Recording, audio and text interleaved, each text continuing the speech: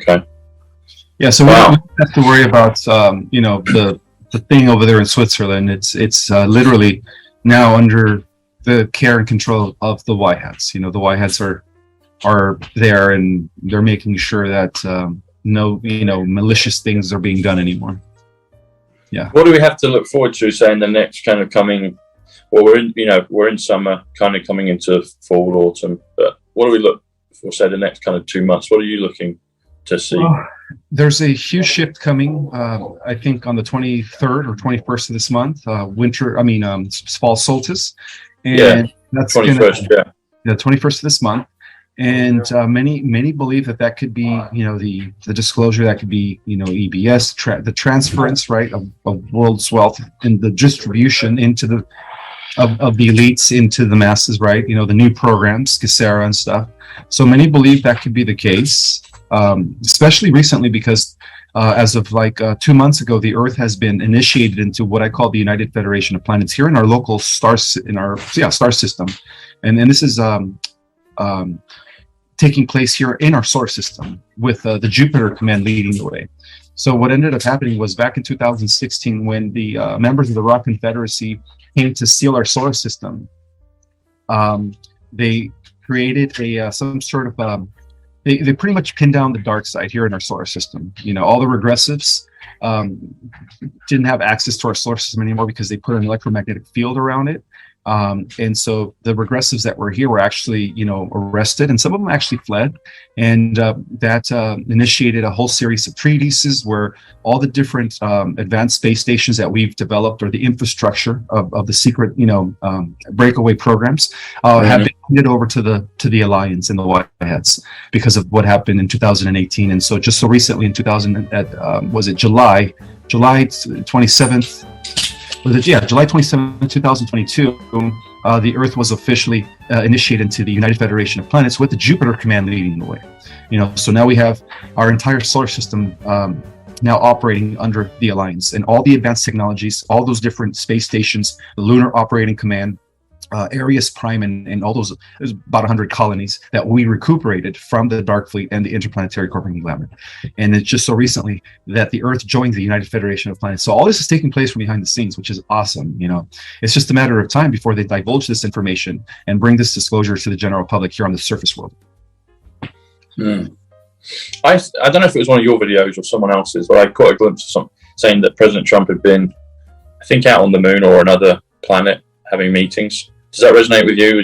You want to talk about that? Yes.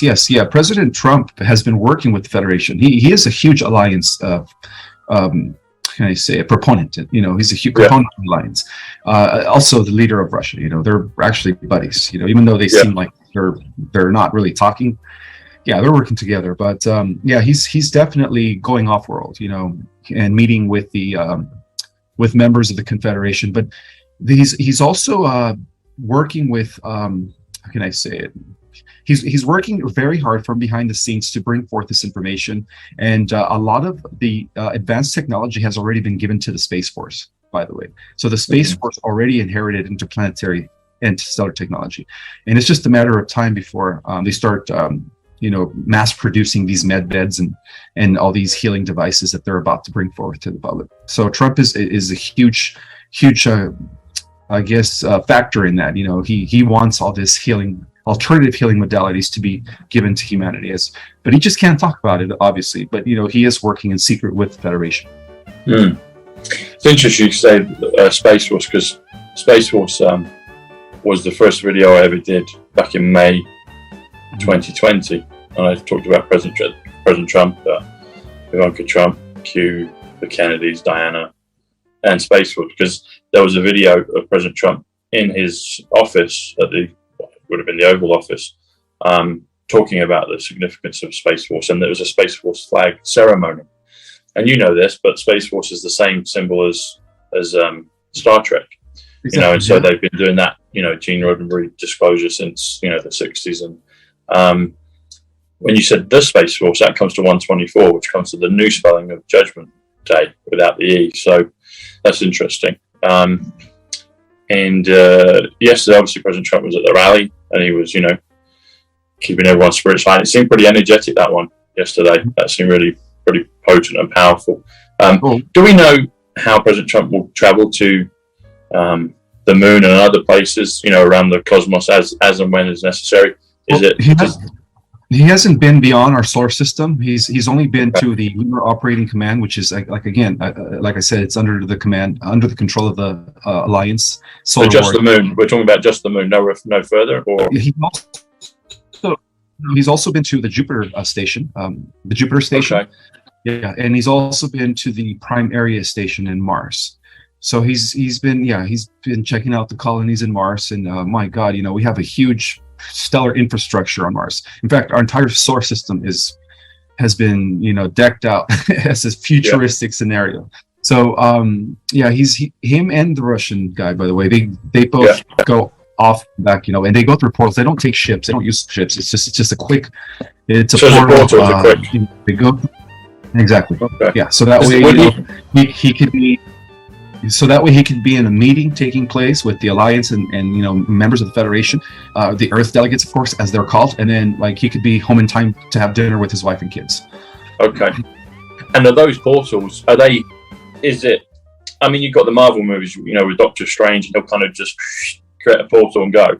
Is it something like that, or is it a physical location where you kind of go into the portal and then you get beamed or transported, or is it sometimes both, or something else?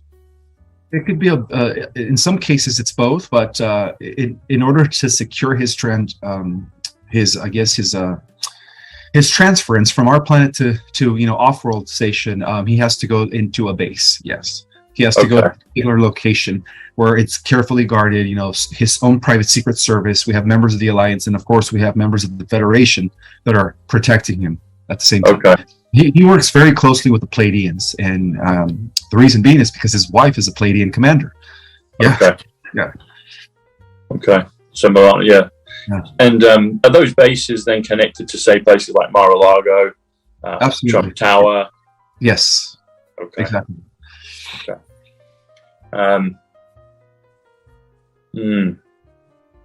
When did so Melania, being a Pleiadian, when she was Melania announced, I think I'm saying that correctly. So before she met President Trump, she was a model, and she was, Melania announced. I think I'm saying correct.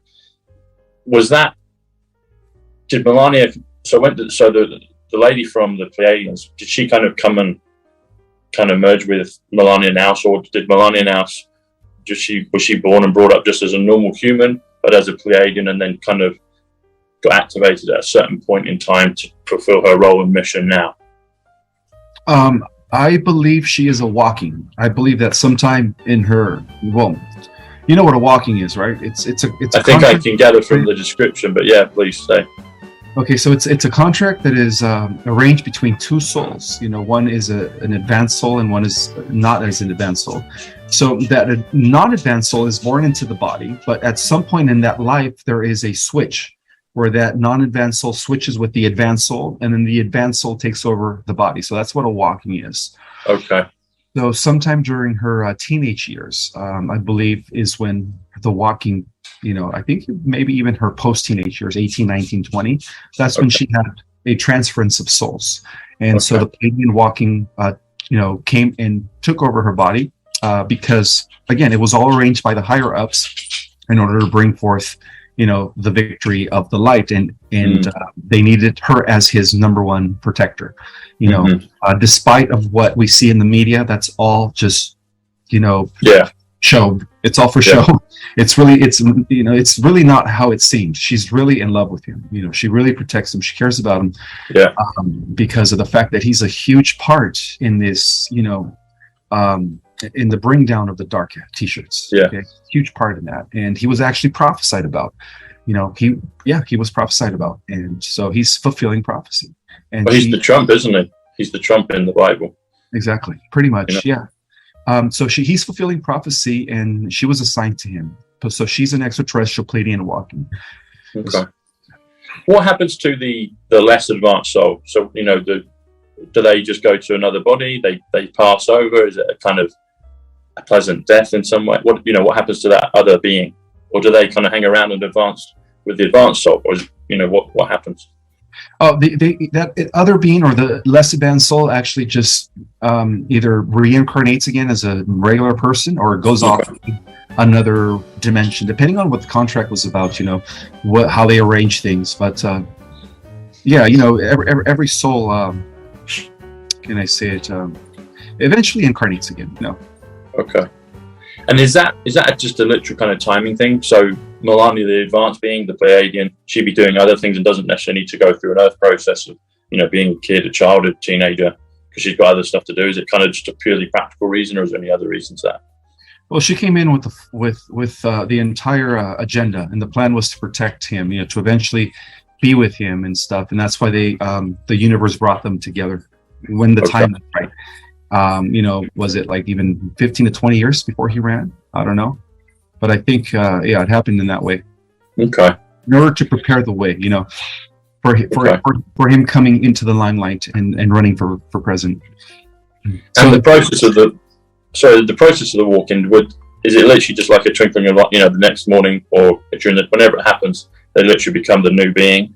Or is there something else, is there a kind of a gestation period, or is it literally just like that? It's just like that, the soul leaves, the new soul comes in, and it's like it's almost like the new soul has to remember, and remember who the parents were, who the family members were. They have to relearn everything. You know what I mean? They have to almost introduce themselves to everyone. Yeah. Because they don't really know it's not like they have the memories of the old soul, so they have to relearn everything in this new body. Okay. And I guess because they're so advanced, they could probably do that fairly quickly because of who they are and their capacities. Absolutely, yeah.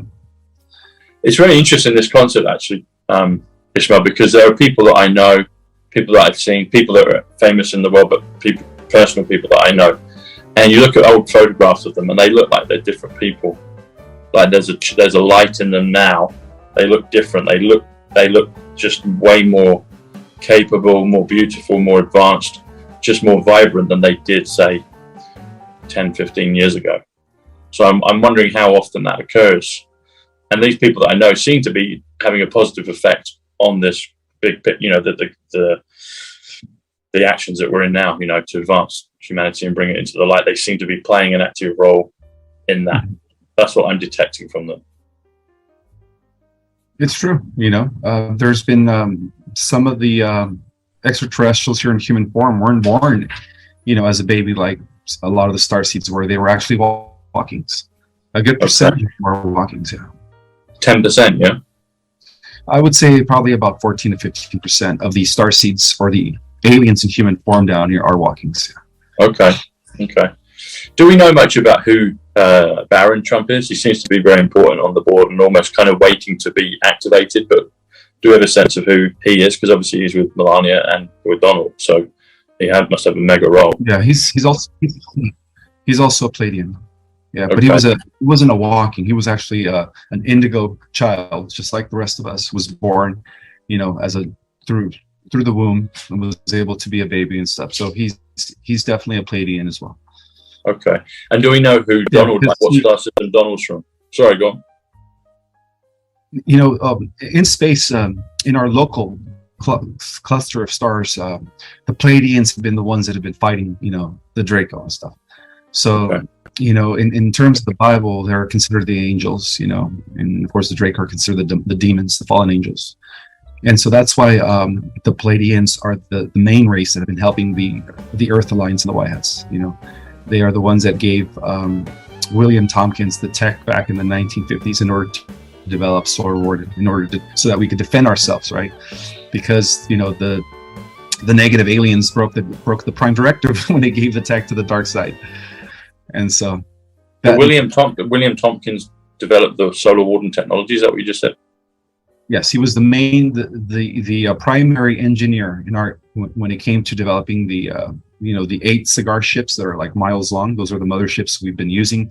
He was also instrumental in the developing of the 3RB3, the triangle ships that could go also in water and then come back and so a lot of those advanced anti-gravity machineries or craft, whatever you want to call him, or engineer. He's the one who pretty much was like the brain behind all that.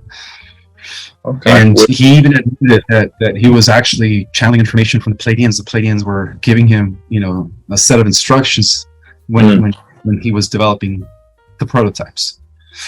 Interesting.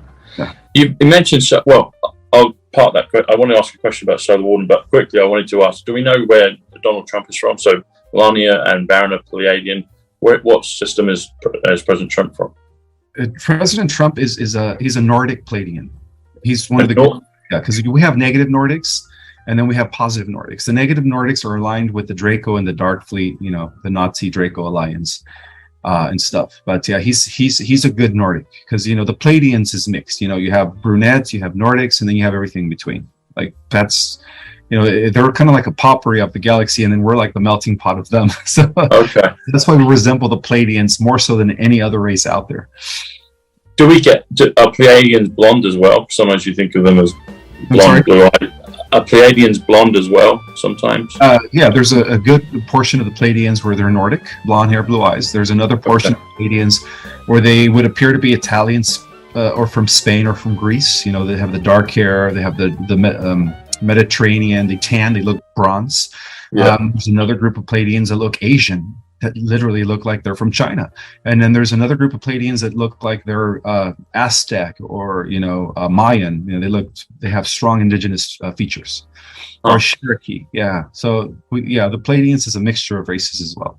But the main I guess if we want to say like in terms of like the guardianship of the Pleiadians is protected by the Council of Alcyon, which is a central sun, and that the king of that is Zeus. Zeus is real. He's actually a Pleiadian. He wasn't a god. He was actually a Pleiadian. He was not only guardian of the earth, but he was also guardian of the entire cluster of the Pleiadians.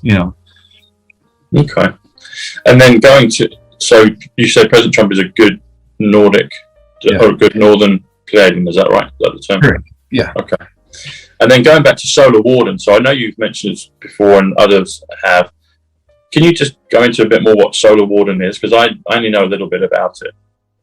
Okay, so for Solar Warden is the benevolent secret breakaway group. It's actually our interplanetary police force. It was initiated and developed when the negative regressives broke the Prime Directive by giving the Nazis the tech in the early 1940s, which gave rise to the first, breakaway group, known as the Dark Fleet, and then of course they did the same with the Dark Cats that were in charge of the banking dynasty, right? And through the military-industrial, complex, they developed the ICC, and so in order to combat that, the Pleiadians gave the tech to William Tompkins, who was working with the Navy, and then that's how Solar Warden was initiated. By the White Hats. See, the White Hats have always been around, okay? And that's one of the disclosures. That's part of the disclosure. People think that they just kind of, emerged in 2016 as, whatever, the military operation. But no, they've been around for a long time. Actually, they've been around for as long as there's been civilizations here on the Earth. If you want to go back to Atlantis, that's where they originated. But going back to answering your question, so Solar Warden was developed by the White Hats in collaboration with the Galactic Federation, particularly mainly the Pleiadians, so that we could begin protecting ourselves and our solar system from these invading forces. And so there's two branches of Solar Warden. The first one is called Radiant Glory, and Radiant Glory was given jurisdiction of our solar system between here and the asteroid belt. And then beyond the asteroid belt, Solar Warden was given jurisdiction all the way up into what would be the entire galaxy. So Solar Warden has been operating throughout the entire Milky Way, and thanks to our super soldiers from Solar Warden, we were able to regain the war, win the war against the Orion Empire for the third time after the Galactic Federation secured it 2 times prior to that. So we won it for one final last time, and then just recently our super soldiers came back in 2018. That's when they came back to the Earth. So now there's peace in our galaxy because of the super soldiers of Solar Warden. Now there is a third branch. This third branch is known as Radiant Guardians. Well, there's 2 factions to that. One of them has been working with Solar Warden in defense of our Milky Way galaxy, and the other one is a branch that is working outside of our galaxy and outside of our local universe. This is a faction that where only 100 individuals were picked to go off and fight, and protect the other universes, pretty much, to bring harmony and balance to other universes. So to the cosmic community, the super soldiers of Radiant Guardians and Solar Warden are considered like the superheroes. Everybody loves us. So are you one of them then? I worked with Radiant Guardians. Yeah, I was part of the third branch, which was instrumental in the war against the cosmic AI in other universes. So I was one of those 100 individuals. Yeah. So Marvel and DC, yeah, interesting. Yeah, very true. How do you spell Tompkins? Is it Tomkins? THOM. Oh, with a P. With a P. TOM. Like Thomas, THOM, and then Kins, KINS, Tompkins. With no P though, no P. Yeah, there is a P. THOMP. Sorry, KINS. Tompkins. You're right. Okay, Tompkins. I'll have to work that one out. I know you talk about super soldiers, but I know that the name William comes to 79, which is super, and it's also atomic number for gold and wonder. So like Wonder Woman, Superman, William. Okay, interesting. That's cool. We all have different space names when we're out there and fighting in these. And yours is William? No, mine was actually Superman. They called me the Man of Steel. That was my name. That was when you were one of the 100. That's what they called you. Yes, because they ranked me up to use 65% of my genetic material. At potential, I was able to defy gravity. I was able to shoot laser with my eyes. I was indestructible. I was able to pick up tons of I could pick up a whole tractor. 3 cars, and I had super strength and all that, among other abilities. But again, these abilities were needed in order to fight against some of these AI villains that were extremely powerful. But again, we were able to kick their butt. Bring peace to many regions of other universes. But that was my nickname. And it's funny because a lot of people say I throw off the Clark Kent or the Superman vibe. I've noticed that. So, and Superman, he was when his asteroid started, his capsule landed, that was in Kansas, which is interesting. So the real story behind Superman is there was a Kal in our galaxy, and he was the king of Sirius B. Was it? Yeah, that's where you could say that the origins of the Guardians of our galaxy came from. They came from the center of the galaxy, and they were able to create a stronghold in Sirius B, and then by admixing 2 royal bloodlines, one that came from Michael, from Lyra, and then one that came from the center of the galaxy, to create, which from an advanced etheric grace, to create even a more powerful lineage, and Kal was the result of that. And so Kal represents a very advanced being that was designed by the multiverse to protect our solar system. And through his lineage, you could say we had, Zeus was born in his lineage. So Zeus comes from the line of Kal. And that's why there's so many similarities between the Guardians of Atlanteans, which were the Olympians, right? Zeus and the Council of 12, and the Guardians of Sirius, which were, those that were part of which were Kal in his people and stuff. So when you Kal, like Kal-El, like for Superman, Kal-El. Yeah, there's a lot of truth to that story. Except Kal-El. The planet wasn't called Krypton. The planet was called, I believe it was, it orbited Sirius B. I forget the name of the planet. It could have been Krypton, now that I think about it. But the story was written by 2 Jewish boys who helped to the concept of this Messiah coming from the sky with supernatural abilities and overthrowing the Roman Empire. Which is the reason why the Jews today don't believe that Jesus was the Christ, because they were expecting a 6'3" Adonis, buffed out, coming with lightning and throwing the Roman Empire and liberating Israel, and that was what the original prophecy said. So that's why the Jews don't believe that Jesus was the Messiah, because they were expecting a literal Superman. Okay, so Kal-El. Okay, and there was a question with that as well. What was it? So with your abilities, what sort of Earth time are we talking about? Was this like kind of a decade ago, back in the 40s or 50s? When were you doing those things with the 100? Well, how it works is, I was born in 77. So I do remember having 3 occasions where I had missing time at the age of 16, 17, and 18. And from what I recall, based on my research and my memories, is that they take you to be part of a 20-year and back program. But in my case, it was 60 years and back, because we were working in other universes. And so time works differently in every universe. In fact, every universe has its own set of parameters and laws of physics. It's weird the way that works. Not every universe operates according to the same laws. You know, with that, a different numbering system as well. I believe so. Yes, because on the system of the 12, there's universes that operate with the system of the 11, 10, so on and so forth. So that makes sense. I thought that for a while. Yeah. And so I just so how they do it is they take you off for about 60 years. Yeah, you do age, but then they age regress you. They blank slate your memories, and they bring you back within minutes of when they took you. So it's like nothing ever happened. You know, it's like you have no clue that you went off for 60 years and you were off fighting in these cosmic wars, and then you came back within 2 minutes. But what seemed to be 60 years was really just 2 minutes, because of their the technologies that they employ. And so that happened to me 3 times. So, you know, technically I'm supposed to be over 500 years old if they hadn't age regressed me through, 3 times. Oh, so you must have gone for even longer on the second or third one. You must have gone into the hundreds of years. No, they were all 60 years. Yeah, and in Radiant Guardians, we use 60 years and back. In Solar Warden, they use 20 years and back. Because you'd be, 180 years plus whatever age you are now. Yeah, so basically a little over 200 years. Okay. And I know you say they wiped it, but obviously you're talking about it. So do you have a very faint whisper of a memory of it? Because otherwise you wouldn't even have any recollection to talk about, unless someone or another way has told you, hey, Ismael, were you aware of this when you were 16, 17, and 18?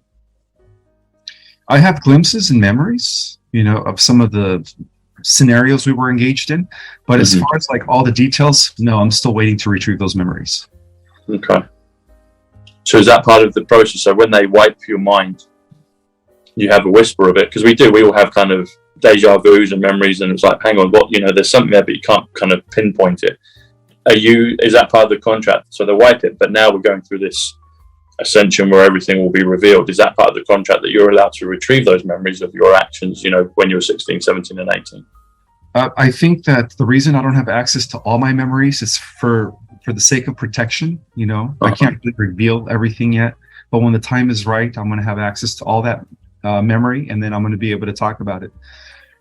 So they'll give that back. They will give that back to you. Yeah, they will. Yeah, because the groups that I was working with are all benevolent. They're just doing this to protect me, because I'm also under strict surveillance, and protection, where they're constantly monitoring me. Everywhere I go, I sense a ship just right above me.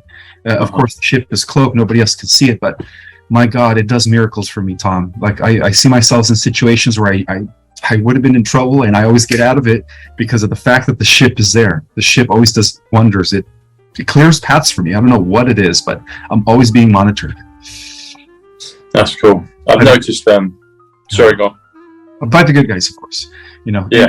And the bad guys, they know about me, and the only reason they can't do anything to me is because they know that I am very important in the future war against AI, because they know that even their own life depends on this, defeat against the AI, which has already taken place.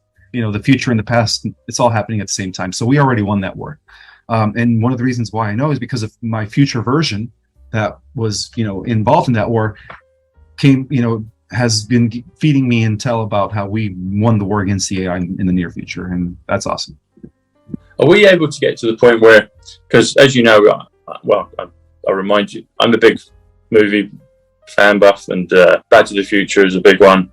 And I have a lot of connections with that movie in terms of personal Easter eggs and things in there and things I've noticed. And Janine said I helped with the funding of that in the future, my future self, etc. So a lot of people will know that background story. But I'm wondering, are there other future versions of ourselves on the Earth physically right now, but we haven't collided with or come into contact? I believe so. Yeah. I think so. And it's probably a reason why we haven't come into contact with them. But again, there are versions of ourselves that are coming from the future to help us, Yeah. They're aware of us. A lot of the times they come from the future. A lot of the times they come from the future to protect us. Right.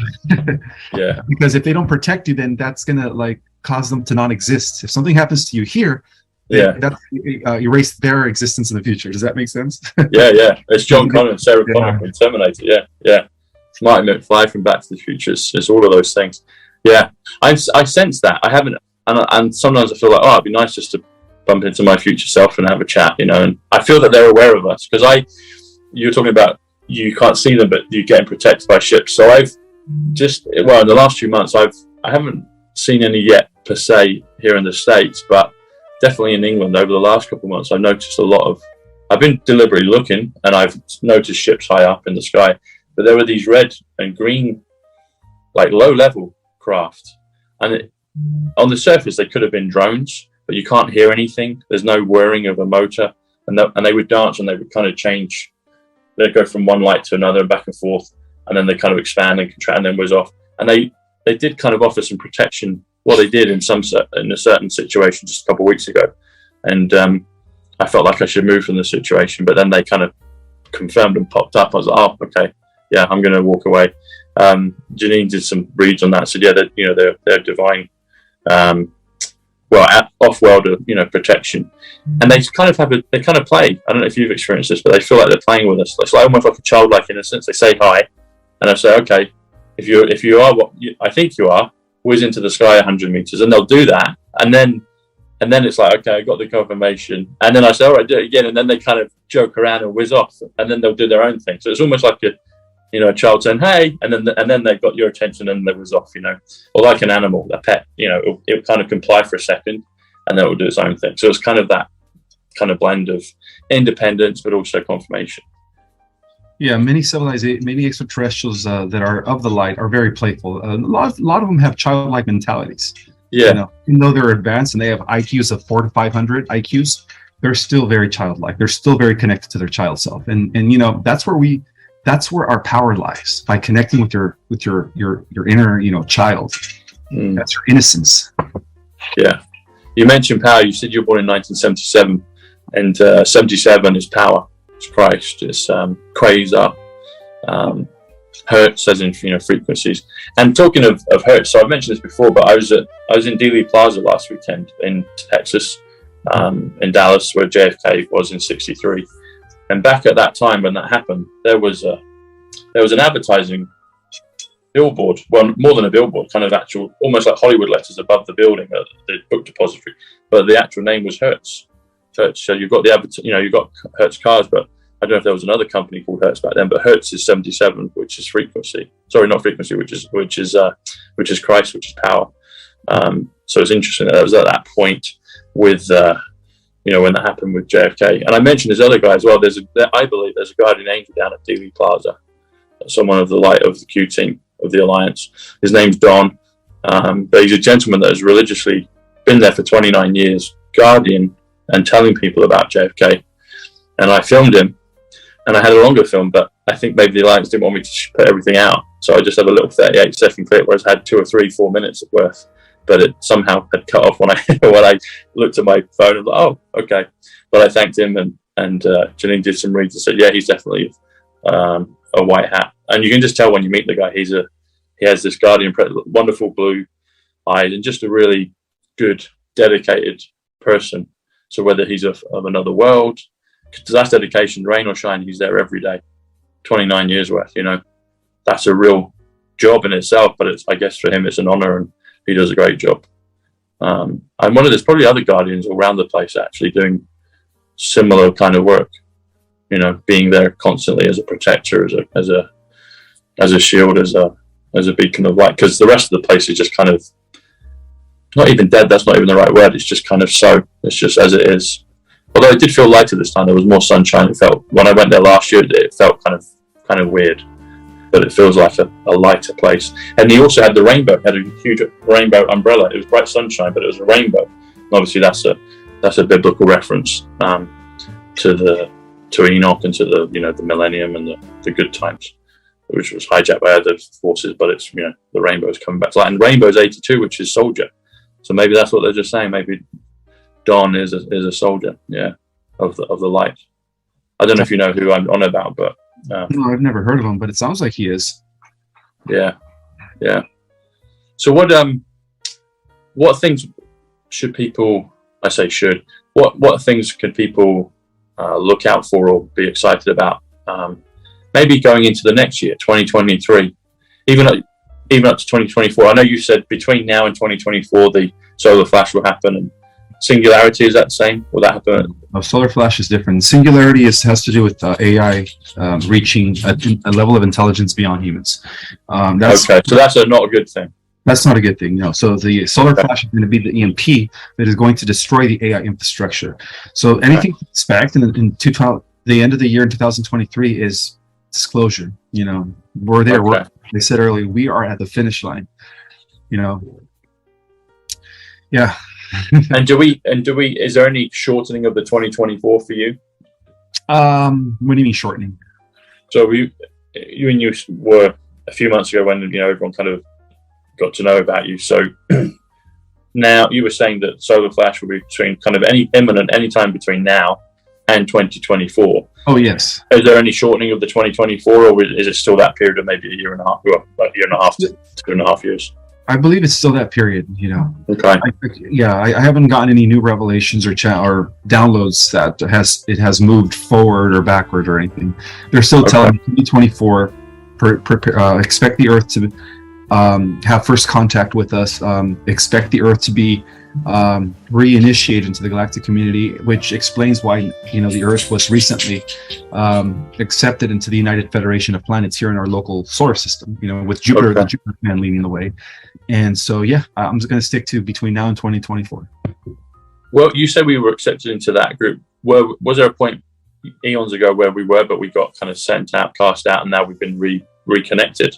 Absolutely, yeah. And during the times of Atlantis, we were part of the Confederation and the Federation of Free Worlds, but due to the infiltration and the inversion that took place and the takeover, in order to pin down the dark side here in our galaxy, they narrowed the battle down to just our solar system. And so, due to that, the Earth has been under quarantine from the rest of the galaxy for thousands of years. But that quarantine has recently been lifted when the forces of light secured the interplanetary infrastructure and handed it back to the Alliance. And so now the Earth is in a position to re-enter into the United Federation of Planets, which will be part of the galactic community as we become, as we establish first contact with Federation, which is in progress. And why Earth? Because you say how Earth is the most important place in the cosmos, and what happens here affects everything else. But what is it specifically about Earth that attracted all the bad stuff? And this has been going on a long, long time. What is it about Earth that makes it so significant? It's because the Earth is the completion of the entire super universe of Orvonton. In other words, say that again. Sorry, Ishmael. Say that again. The Earth here. Let me hold on 1 second. My battery's about to die. Let me plug in my laptop. Okay. The Earth is the completion of the entire super universe of Orvonton. I'm still here. It's the completion of the entire super universe. Yeah. See, so the Motherverse is split into 7 super universes. The Earth hangs in the 7th super universe. Okay. So the Earth is like the completing planet, the living library containing all the seeding, flora, and fauna of from across the entire multiverse here within the 7th segment. So it's like the completion of the 7th segment. So what happens with the Earth will ultimately have an outcome on the entire super universe segment. So it's like the completing planet. It's the planet that was picked long ago to finalize the intergalactic experiment of mixing all these different celestial races into one genome, and that's what the human race is. And is the end result of that experiment. And this experiment has been going on for how many? Billions of years. Billions. And then the outcome, the purpose of it is to take us into. So there's 15 dimensions right now, but then they're building another 3. Yeah. So now we're entering the 13th cycle or the 13th creation, and Earth is going to be the germinating seed that's going to kick that off. While at the same time, we're entering dimensions 16, 17, and 18. In other words, the Omniverse is expanding. Okay. So we're going to higher dimensions now. As being part of the body of the Omniverse, we're entering higher dimensions altogether. Okay. And then will we do something similar when we enter those next 3 dimensions to kind of precipitate another kick-on effect to say maybe go from 19, 20 to 21. I'm assuming Oh, yeah. expansion continues, does it? Correct. Yeah. Yeah. The Omniverse is in a state of constant expansion. And so, yeah, we're eventually just going to keep going up in dimensions. And how does that happen? Through the gathering of experience of all the cells, and we are the cells. We are the receptors of the Omniverse. Okay. So it's eternal progress, really. Yeah, we're dealing with infinity here, my friend. You know, there is no end to energy because energy is indestructible. It only changes form. And that's what technically everything is. It's just a bunch of energy expressing itself through different, forms of, I guess, things, right? Yeah. Energy 74. Messiah.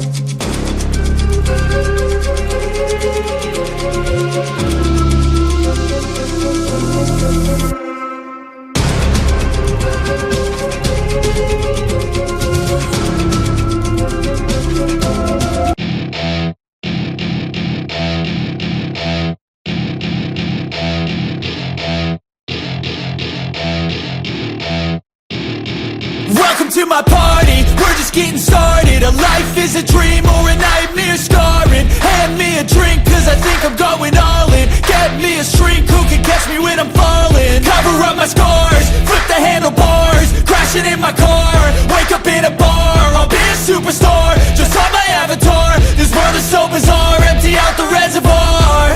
Yeah, I'm taking 6 shots, yeah, straight to the face. And I wanna get lost, I'm sick of this place. Don't know how to stop when I'm feeling this way. So I'm taking 6 shots till I'm feeling okay.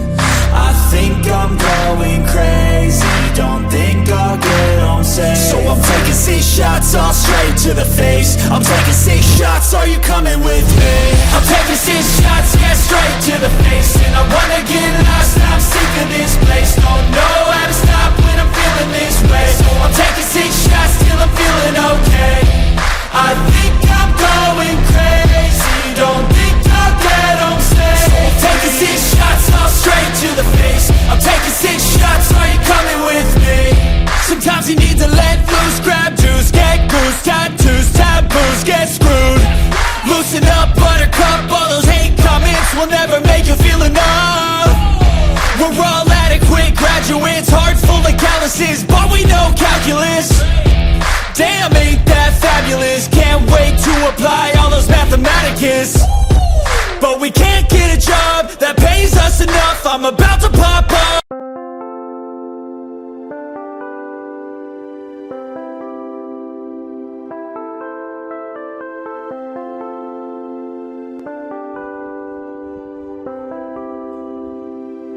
Chẳng thể quên khi cơn mưa đêm lại về. Em đã quên lời thề và ta như đông chìm sâu. Không còn mơ em anh nhận màu. Em chỉ cần mơ đâu em ai. Chỉ còn là những cơn mưa vô giá. Cho bên mơ em không mơ ai. Anh một đêm mơ chỉ cần bên em không được cần nhớ. Và chỉ thôi không còn nhớ. Và người ta bên nhau như ngã thơ. Muốn nhớ về say em chỉ còn với em ở đây. Và anh như muốn chết đi nhưng không muốn em mãi và mãi. Cho ta đau đầu không em như nằm hâm mộ anh như đeo mong cầu và mưa bên em hô sầu chắc có mà mai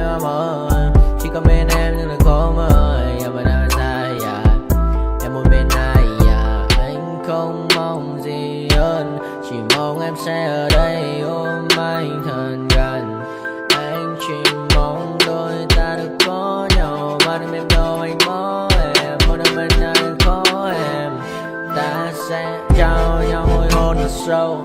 Ôm anh cơn mưa mà ngâu và em chỉ lần đâu. Anh không muốn em ở đâu đâu. Một cơn năm tư anh không mơ cầu. Mà không đôi anh mà bên giờ anh chỉ là my friend giờ. Em quên đi bao lời hứa. Quên đi cả những ngày xưa giờ. Anh như là một đứa giờ. Em không một chưa giờ. Mà đừng ở đêm ở đêm. Anh như một đôi mà game. Không như là ba trên đêm. Cho em nhiều hơn như là game.